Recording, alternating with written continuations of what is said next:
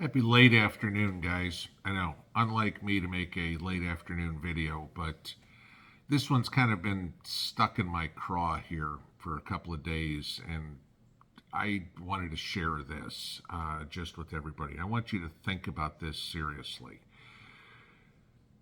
One of the historical figures I've always looked up to in my life has been Martin Luther King, okay? And I know why.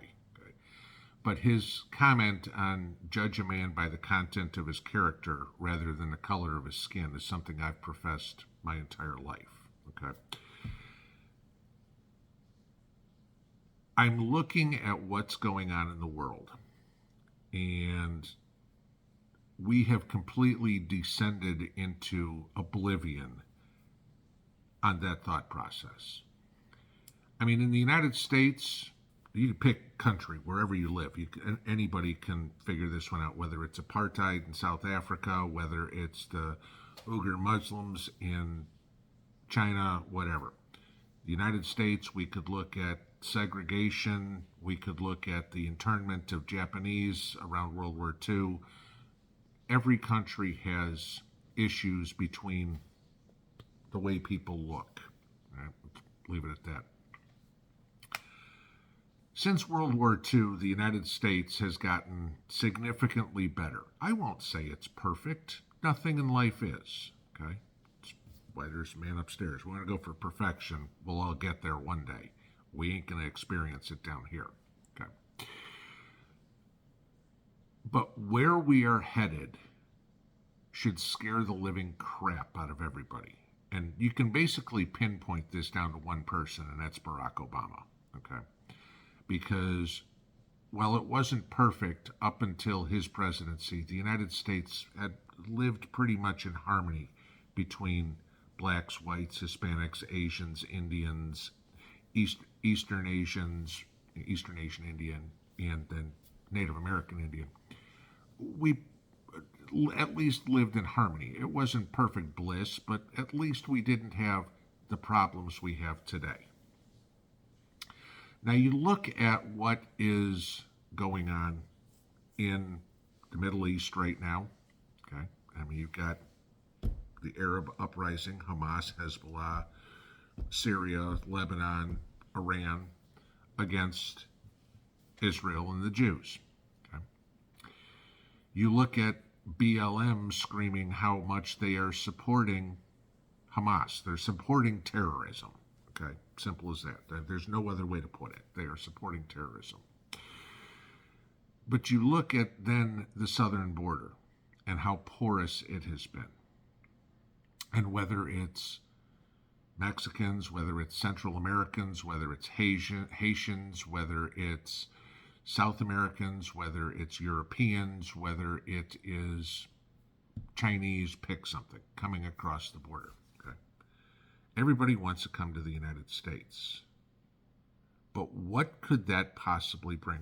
We've talked about here and other people, I mean, how many sleeper cells there are in the United States, just waiting for the same situation like I talked about the other day for, okay, this is the signal, and then you just go off. But everybody talks about that like, oh, that's just a new phenomenon. What happens? A lot of you guys have mentioned a civil war in the United States. How is that going to happen? Is it going to be Democrats versus Republicans? No, that might be part of it, okay? But it's not like everybody's going to put red or blue shirts on and identify what political party they are. It's going to be more racial. And I pose this question to everybody. What are you going to do when you are the enemy, not because of the content of your character, but because of the color of your skin? Now, a lot of us, in the interest of safety, don't go into certain neighborhoods, especially at night. You're not going to catch me walking around the south side of Chicago in the daytime, let alone at night, okay, in the interest of my own safety. But what happens when you say that's the entire country? And I'm putting this out there just as a thought exercise, something you think about. What's going to happen when the world goes to shit? I mean, it doesn't take much. I mean, you could have 100 guys go out and pull a Tsarnaev situation like the Boston Marathon, or what's his nuts with the Oklahoma City scenario 30 years ago. I mean, get 3 or 4 of those going at the same time, you turn this world into, this country at least, into chaos. Okay? 3 or 4 guys do the same thing in different cities all over the place, we're in trouble. Okay? You'd have mass panic instantly in the country. Oh my God, what's going to happen? And what would be the response? He doesn't look like me. He must be the enemy. And at a real high level, that might be exactly what people do. But I want to give you this. Your next door neighbor, okay, guy who you've lived next door to for 20 years, who works on the assembly line, or who's the accountant, or who owns the store down the street. You've known him for 20 years. You've loaned him your lawnmower. You've borrowed his chainsaw. But he's of a different race than you are. All of a sudden, where you've been friends, now all of a sudden, are you enemies? I don't care if you're both considered the same political party, you completely believe the same whatever. I want you to think of what somebody else is going to think. This guy who's your best friend, is he a sleeper? Maybe, maybe not. Okay. Are you a sleeper? Maybe, maybe not. Okay. But what does somebody else think about him? What happens when the world devolves into such anarchy that some group of whack jobs comes down the street in the back of a pickup truck, remember this going on a year or so ago, and shooting people just because they're black, or just because they're white, or Asian, or Hispanic, or Indian, or whatever? This is the path we're on. This is how tribal we could feasibly get. You're going to, you know who your friends are, who your family is, and I mean, what race, religion, creed, color, who cares? Okay, they're your friends. They're, people that people have a tendency to hang around people with similar interests, right? Okay, you don't, the guy you play poker with on Tuesday nights, okay, it may be 4 different guys that have 4 different ethnic backgrounds. You don't care. He's Polish, he's Lithuanian, he's South African, and he's Filipino. You don't care. But that guy driving down the street may go, there's a Filipino guy in there. We got to burn the whole house down. This is the danger that people aren't thinking about. This is how bad it's going to get. Where, against everything that MLK said, there's enough people out there who are going to judge people based on the color of their skin and not the content of their character.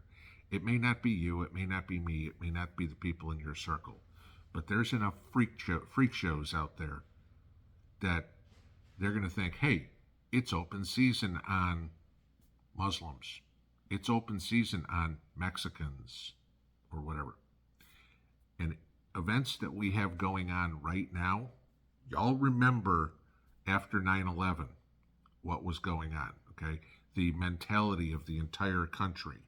You saw anybody of Arabic descent and you were careful. You thought, oh my God, they could be a terrorist. It's a small minority that are, okay? Most people in the world are just happy to go about their day, go to work, come home, kiss the kids, kiss the wife, do some homework with the kids, watch TV, go to bed, rinse, lather, and repeat, and do it again tomorrow. The ones who get the news are the barbarians like Hamas who pulled this crap off. But there's going to be enough people out there, and we're already seeing it with a lot of these protests, that are taking one side or the other. Look at New York City, look at Chicago, look at Harvard. where you have people on one side of the street. I mean, this happened in Times Square. You had people on one side of the street pro Hamas, and the other side of the street pro Israel on this whole thing. And as that gets closer and closer and closer, we have more trouble and trouble and trouble. Keep your head on a swivel, watch your six, pay attention, because the day may not be far that you're white, black, Hispanic, Asian, whatever, and somebody decides to start taking pot shots at you. Pinball out.